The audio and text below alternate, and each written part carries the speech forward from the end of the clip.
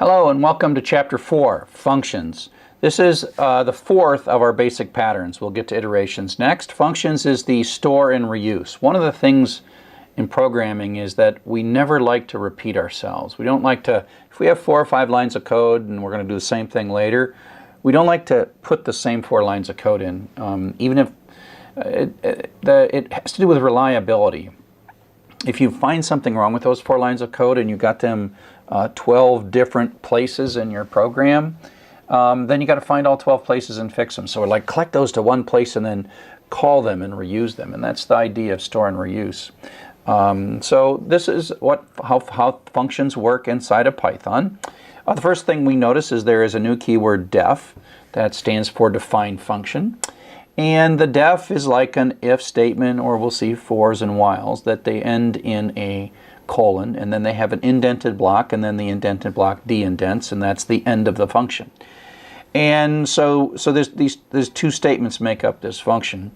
The key thing that you have to understand and get used to is this def part is actually not running any code whatsoever. It's actually remembering the code, and that's what I call the store phase. The def creates a bit of code and records it like a macro, although it's much more complex than a macro, and it names it whatever you chose. You gave it a name. We named this one thing. And so it, as a side effect of Python reading or parsing these 3 lines, it doesn't do anything, but it remembers. These 2 lines are what you would like to run when you invoke thing. So this is the definition of a function, and this is the invoking of the function. But so this doesn't do anything. So there's no output here from that stuff right there. But then what happens is you invoke it. And this thing looks like it's part of Python, but you in effect have extended Python with your def statement. And so when it sees thing, it goes up and runs your code. And so out comes hello fun. And then it comes back and goes to the next line, does print, so print comes out. And then it goes back and like, oh, this is the reuse part, but we get to reuse it. We define it once and we use it twice. Then it runs this code again and then goes to the next line and it's all done. So this little bit came out twice. And of course this is really simple so that I can fit it on a page, but you get the idea that I don't want to repeat. This might be, 15 to 100 lines of code, and I don't want to type those over and over again. So I say, hey, store these in a name that I choose, and then when I invoke them, bring them back and then run them again. Okay? So that's the basic idea. We actually have already been using functions from the beginning. The print is a function, right? Print is a function. Every time we see print, P-R-I-N-T, parenthesis, and then we have some stuff in here, we're calling the print function. This is the syntax with 2 little parentheses, is the syntax for functions. And so input's a function, type is a function, float's a function, int's a function. All these things are built-in functions that come with Python at the moment that we started. I mean, we installed Python and these came along. And then there's other functions that we define and use, and that's what the def is for. And in effect, we can create new reserved words of our own making that extend the Python language after we define the function. So it's just this bit of reusable code that takes some arguments. We haven't seen any with arguments. There's a little parenthesis, and we'll see how that works in a bit. We define using the def keyword, and then we invoke it. There's the defining phase, which actually doesn't run the code, it just remembers the code, and then there's the invoking phase. You define it once and then invoke it 1 or more times. Calling the function or invoking the function, we think of those 2 things as the same thing. Call, invoke are just the terms we use. Most people just say call the function, but invoking it is a perhaps more descriptive way to think about it. So here's an example of a function. It is built into Python. It's called the max function. And we can pass some parameters into the max function. So we pass the hello world string. Now, like much of Python, max knows what kind of thing is being passed into it, and it knows that it's looking for the largest character, the lexicographically largest character, and in this case it scans this little, that's inside the max code, it scans through and finds the largest character. So apparently lowercase letters are higher than uppercase letters because in English we get back a W, and so this is what's called the return value. So this is an assignment statement Let me clear this and start over. So this is an assignment statement, so it has to evaluate this right-hand side, and a function call is nothing more than like x plus 1. It's something to evaluate.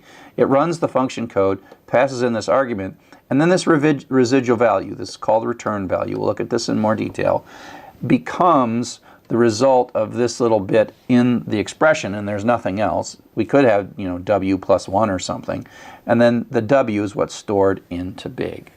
Okay, so we print big, and big is a variable that has the letter w inside of it. And then we ask what is the smallest, and that finds the blank, and so we get a blank to see this. There's a min function and a max function. Both of these are built in. These are built-in functions. They're always there for us. Okay, so here is another example of the max function, and so we can think of this as invoking or calling this function as this right-hand side is being evaluated. We are passing this variable in, and there's some code in here, and it's going to do some stuff, yada, yada, yada, and then it's going to give us back a bit of stuff, and that's its return value, and then that goes up into the big, right? And so that's how this works. And so this is actually built in or burnt in, I guess I can't draw. And so you can think of this as sometime a long time ago when Python was being first formed, somebody wrote some code. And it's got some stuff in it. It's got a little loop that reads through all the letters. It has to figure out if it's a string or a list, etc., etc., etc. But this is store, except you didn't do the storing because it's already built in. And then this is the reuse, store and reuse. So we build these things into Python. They're already pre-built, as if before the first line of your code executes, way up here, someone put all this code in for you into Python and created a thing called max for you. Now we've been using this already, built-in functions, we've got type conversions, we've got like the float that takes a integer and returns a floating point version of that. And again, this is kind of like an expression. So it's like I want to divide this by 100, but before I do that, I've got to convert it to a float. So it has to sort of do these function calls as it's evaluating the expression. Okay? Sometimes, like here, we just have a prints out the return value. That's what this is. This is the return value. If you just type a function in a parameter, it can be in a constant or it can be a variable. And as we'll see in a second, we'll give you many of these if you like. So you can either just run it or take the result of this. This passes an integer in, converts it to a float, and then puts the float into that. Type tells us what kind of thing that is, and you can use this inside of an expression. And so it's like, what am I going to do first? Oh, I've got to do 2 times this thing. Oh, wait a sec. Pause just briefly for a moment to call out to some float code. Pass a 3 into it, and then something comes back, the return value, the residual value comes back, and then that participates, in this case it's going to be 3.0, participates in this 2 times 3.0. Okay?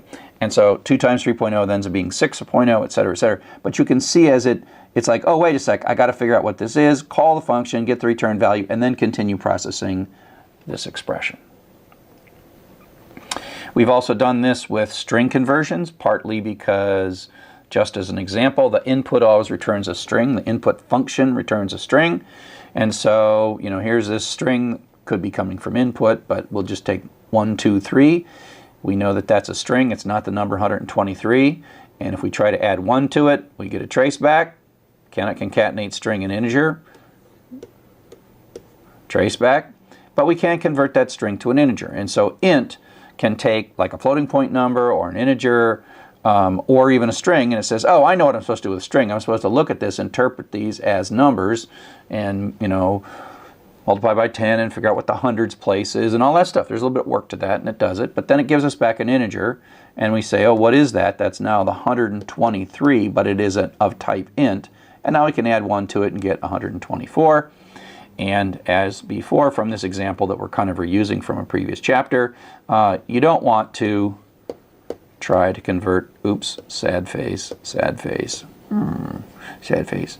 Don't want to try to convert something that doesn't have digits using int, because it'll say, I don't know what to do, and then your program quits, right? You don't want your program to stop, tracebacks, and you can, of course, deal with that with try and except, but that's like a previous lecture.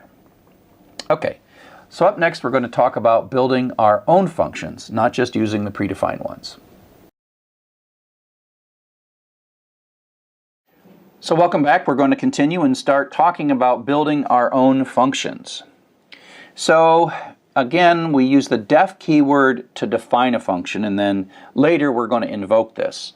And there's a bit to it. We are defining the name of the function. In effect, we're extending Python and creating new predefined things that we can use, except it's our code.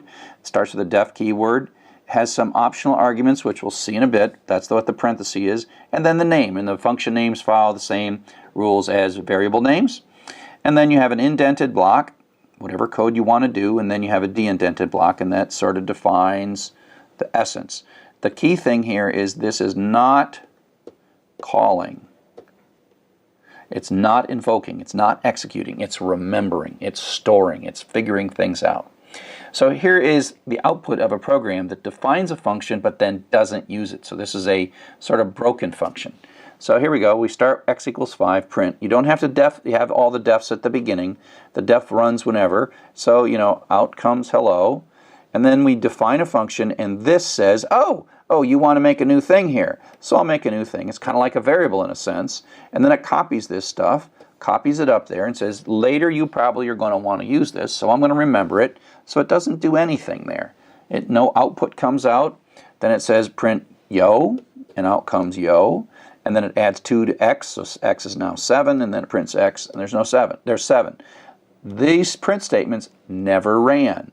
They never ran. Why? Because we did not invoke them down here. We defined them, but didn't invoke them. So let's take a look at how you invoke a function, right? You define it, and then you use it. Sometimes you define it once and use it once, but more commonly you define it once and use more than one time. Again, the store and reuse pattern. The def is the store, and the invoking is the reuse. So here's just a slightly different version of that last program, and so now it's going to actually invoke it. So x equals 5, print hello, def, so out comes hello. This produces, the def produces no output, right? But because there's a de-indent here, that is the entire blob of the code that is part of print lyrics. So it prints out yo, and now we're going to invoke. This is the call. We're going to call the function. Now the function goes up. Let's clear this. So we're down to here. Now this like suspends at this place. It's like remember to come back to here when we're done. Go up, run this code, and then come back, and then continue on. So it like leaves like a breadcrumb of where it's supposed to come back to, and then it runs, and then the print lyrics, of course, produces the 2 lines of output. And yeah, that should probably not have, that day should be up there. And then x equals x plus 2, which makes it 7, and then prints out 7. Okay, so this is the invoke or call the function. Okay, you defined it, and then later you called it. Now, in addition to just call and return and invoking, we can pass parameters in. And the example of the parameter is in the max function, we have to say, this is the thing I want you to find the maximum of, the largest thing. And part of it is in the whole store and reuse pattern, we have a few lines of code, but sometimes we want to do ever so slightly different things in the different invocations. And so we use the arguments to subtly adjust, like finding the maximum is a general thing, but what thing to find the maximum of, that makes a function that's much more useful and reusable in a lot more situations. So arguments are the thing we passed in, and we define for our functions that we're going to build, we, on the def statement, so we say def, greet, name a function, and then this is the arguments, the things that are coming in. Now this lang variable, in a sense, only exists during the life of the function, and it represents sort of a placeholder. It's not a real variable in the same sense. It's a placeholder that refers to how you touch that first parameter that's sitting in there. Okay, and so lang, lang is our first parameter, whatever it is. We don't need to see this part down here right now. All we know is we're going to make a function, and we're going to take a parameter, and this lang is the placeholder that tells us what that parameter is. Okay, so within the function, we're going to check to see if the language is Spanish. If we are, print hello. Else if the language is French, print bonjour. Otherwise, print hello. We have a very highly simplified language translation system here. So the def, of course, does nothing except remembers that and defines the concept greet. So that comes down, and now we're going to call it. And that says, go look up the thing that I defined called greet. If you don't put this in, greet is going to give you a traceback. But because you extended and named it greet, so it runs in, it starts, suspends the code here, starts up here, but then lang is now an alias to en. So now we can run if that is es, else if, I'm getting it all wrong now. All right, so en comes in as lang, we're coming in the code. If it's not es, it's not fr, else it prints hello, and then it comes back to the next line. And then we call it again, and this time es is lang, and so it runs this code and prints hola, and then next time it calls with this, and then it prints bonjour. You get the idea. So this is a placeholder so that on the successive calls or invocation of the function, we can get at whatever the programmer put in as that first parameter. And so we are saying in this definition, we are ready to receive a first parameter. Please call us with a parameter, and then we will be able to do something slightly different for the different values. So this is a reusable bit of function that prints hello in 3 different languages, and then we tell it what language at the moment that we're actually invoking it. So that's putting stuff into the function. Now getting stuff back out is the concept of returning. In the return statement is an executable statement that does 2 basic things. The first thing that it does is it finishes. Now this is a one-line function, so that's kind of redundant, but when Python goes into the return statement, it doesn't continue on to the next line. It just returns. That is the end of the invocation of that particular function. But even more importantly, it takes as its parameter. You can say return without a parameter, and it will stop the execution of the function, kind of like a break does for a loop. It's kind of a break for a loop. Get out, we're done. Don't run that next line. Get out. But it also allows the specification of what you want as the residual value in an expression. So we're doing a print, and then we're saying greet, and what's going to show up here is whatever this function does in its return statement. And so that prints hello. We call it again, and it prints hello again. Okay? And so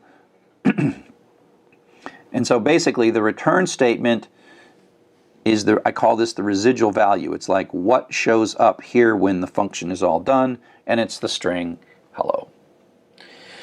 We call the functions that return values fruitful because they produce something, and but you don't have to. You can just say return, or you don't even have to have a return statement. It goes to the last line of the function, and it does a return automatically at the last line of the function. So here's a little bit of a rewrite of our little language program. We are going to create a greeting program. We're going to take the language as the first parameter. And instead of just doing a print statement, which is what we did before, this is now more like a function because it takes some input and produces some output as a return rather than just printing. It's a little tacky for a function to print. And so here we return hola, bonjour, and hello based on the right thing. So now we say print greet en, so it runs the code once, lang is en, and then it runs this code, and the residual value is hello, so it says hello Glenn. And similarly, when it runs this code, it passes es in as lang, it runs through, and it runs this statement. It does. If there was more statements, it wouldn't run them. As soon as this return runs, that says that this bit right here is now HOLA. So hola Sally. And the same with French. Goes in, runs again, out comes the return statement, and then bonjour Michael. So you see how we can control as we're writing the application.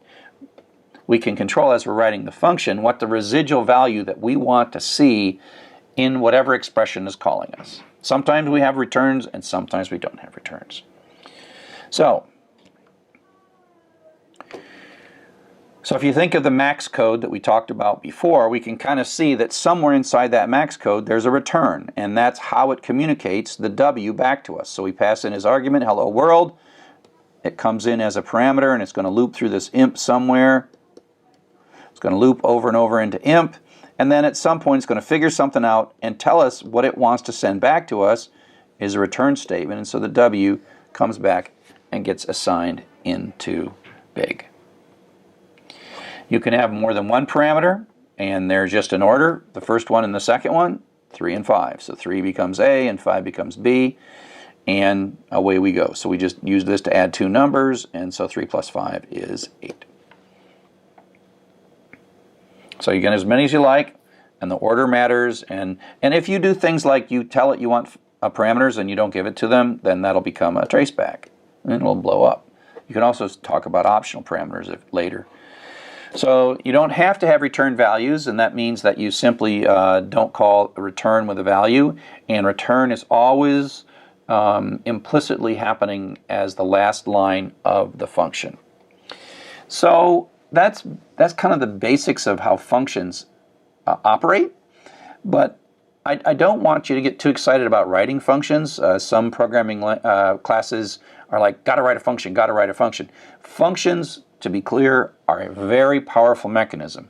And as we write programs, 150, 200,000, 200 lines of code, 1,000 lines of code, 10,000 lines of code, the concept of a function is really important. We would go crazy if we didn't have functions. But if you're only writing 20 lines of code, forcing yourself to write a function is kind of pointless. So don't worry about maybe the lack of urge to use this. We are calling lots of predefined functions, and we will for the next couple of lectures. There will be a time when you go like, oh, I'm sick and tired of repeating myself. Oh yeah, time to write a function. So that's why we don't push functions prematurely. We just want you to know what they are, use them, and at some moment you'll be like, oh, I want to define one. But don't worry about, it might take a while before you really want to define a function. So that kind of summarizes our lecture on functions, and up next we're going to do iterations.